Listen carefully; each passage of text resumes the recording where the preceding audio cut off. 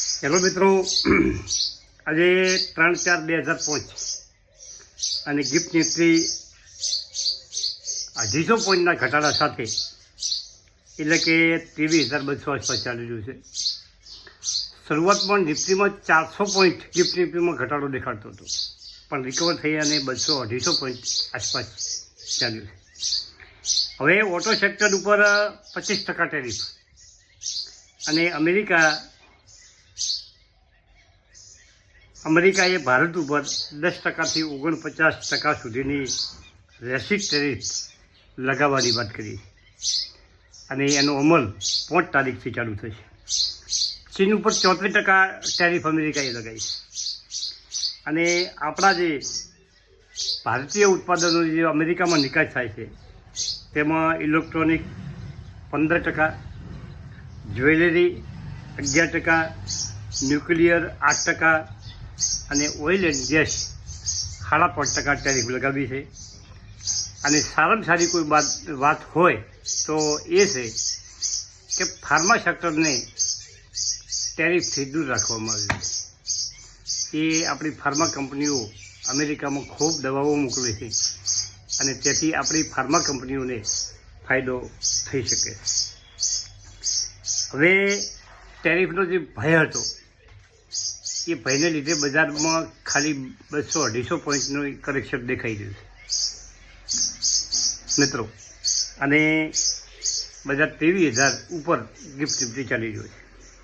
સેન્સેક્સમાં કાલે 592 પોઈન્ટ વધારો થયો હતો, પૂર્ણ ટકો, અને 76,670 ઉપર બંધ હતો. નિફ્ટીમાં 160 પોઈન્ટનો ઘટાડો હતો. એના આગલા દિવસે ખૂબ ઘટાડો નિફ્ટીમાં થયો હતો, પણ રિકવર થયો છે 23,332, એમાં પણ પૂર્ણ ટકાનો વધારો છે. અને બેંક નિફ્ટીમાં 823 પોઈન્ટનો કાલે વધારો હતો, 1.6%, એટલે કે 1.5%થી ઉપર. એનએસઈ ઉપરના શેરોમાં મિત્રો 1,951 શેરો વધતા હતા અને 740 શેરોમાં ઘટાડો તો કાલે બજાર સારું રિકવર થયું હતું. હવે આજ બજાર ઘટશે અને કેટલું ઘટે છે એના ઉપર બધો આધાર છે. પરંતુ આજે ખાસ વાત એ કરવાની છે કે તમારે જો બજારમાં પહેલી વખત હવે બજારમાં શરૂઆત કરવી હોય તો મિત્રો બજાર બહુ રિસ્કી હોય છે. અને ખાસ આપણે એ ખબર રાખવી જોઈએ કે તમારે સીધું ઇક્વિટીમાં રોકાણ ન કરતા શરૂઆત તમારે એસઆઈપીથી કરવી જોઈએ, આવું માનવું છે મારું. અને ઘણી સારી એસઆઈપીઓ ગજબનું રિસ્ક આપે છે. હવે જો તમે ઇક્વિટીમાં રોકાણ કરો તો તમારું જોખમ વધી જાય છે. અને તમે ઇક્વિટીના 2-4 કે 10 શેર લીધા હોય, એ શેરો ઉપર તમારો નફો કવર થવાની કોશિશ કરતો હોય છે. જો એ શેરો વધે તો તમારો નફો વધે છે અને એ શેરો ઘટે તો તમને નુકસાન થઈ જાય. પરંતુ મ્યુચ્યુઅલ ફંડમાં તમે રોકાણ કરો તો મ્યુચ્યુઅલ ફંડ જે કંપનીમાં રોકાણ કરતી હોય છે એ 50, 60, 100, 150, 200 કંપનીઓમાં રોકાણ કરતી હોય છે અને રિસર્ચ કરીને એ લોકો રોકાણ કરે છે. એટલા માટે સલામત જો કોઈ રોકાણ હોય તો મ્યુચ્યુઅલ ફંડ છે. અને જો મિત્રો કોઈ પણ કંપનીનો ખરીદેલો શેર 0 થઈ શકે, એની નેગેટિવ બાબત છે, પરંતુ મ્યુચ્યુઅલ ફંડ 0 થઈ શકતો નથી. એનું કારણ છે કે એમાં લીધેલી કંપનીઓ કોઈ પણ સંજોગોમાં બધી કંપનીઓમાં નેગેટિવ અસર થતી નથી. ઘણી કંપનીઓ, ઘણા સેક્ટરની કંપનીઓ પોઝિટિવ થતી હોય છે, ઘણા કંપનીઓની થોડીક ઓછી અસર થતી હોય છે. એટલે સલામત રોકાણ એ મ્યુચ્યુઅલ ફંડ છે, જેના પાસે લાંબા સમયનું વિઝન છે. અને શેર બજારમાં રોકાણના મોટામાં મોટી જો કોઈ વાત હોય તો એ છે કે તમારા પૈસા બચાવી રાખો મિત્રો. ધારો કે તમે વિકેટ બચાવશો તો તમે પૂરેપૂરી ઓવર રમી શકશો, પરંતુ તમારી વિકેટ પડી જશે તો તમારે બજારમાંથી આઉટ થવું પડશે. જો તમે દેશની કોઈ ટીમ રમતી હોય અને એની બધી વિકેટો પડી ગઈ, એની ઓવરો પડી છે, પરંતુ વિકેટો પડ્યા પછી એ રમી શકતા નથી. એમ તમારે તમારા પૈસા બચાવવાની કોશિશ કરવી જોઈએ. તમારા પૈસા જે તમે લગાવો છો એમાંથી ઓછા ન થાય, એ જ મોટી કમાઈ છે તમારા માટે. ખાસ વાત એ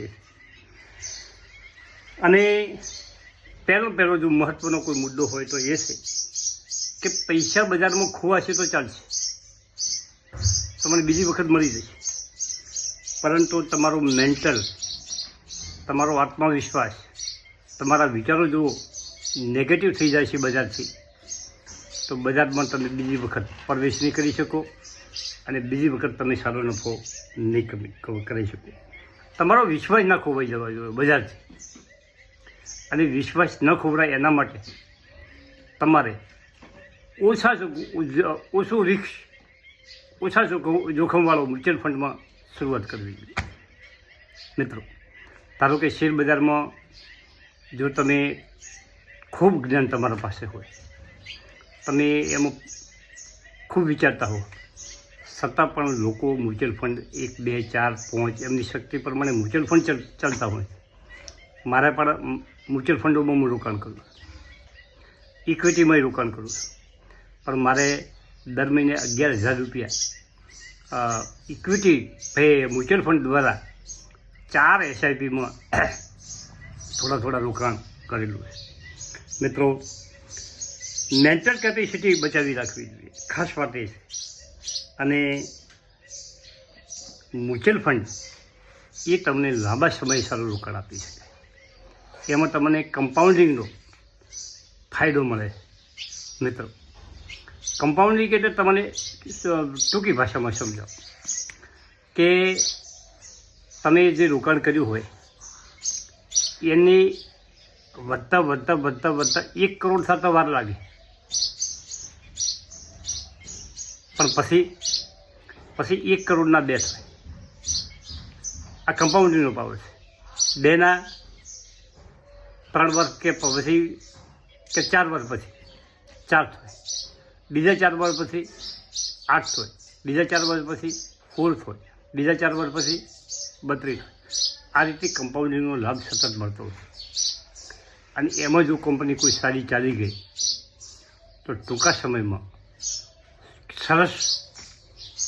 હવે કાલે જો હું અતુલ ઓટોની વાત કરું, તમને બધાને મોટા ભાગને શેર બજારમાં જે કામ કરતા હશે એમને ખબર છે કે અતુલ ઓટોમાં વિજય કડિયાનું રોકાણ મોટું છે. અને કાલે એક જ દિવસમાં 2 દિવસ પહેલાં કે કાલે કે 3 દિવસે અતુલ ઓટો 14% ચાલ્યો.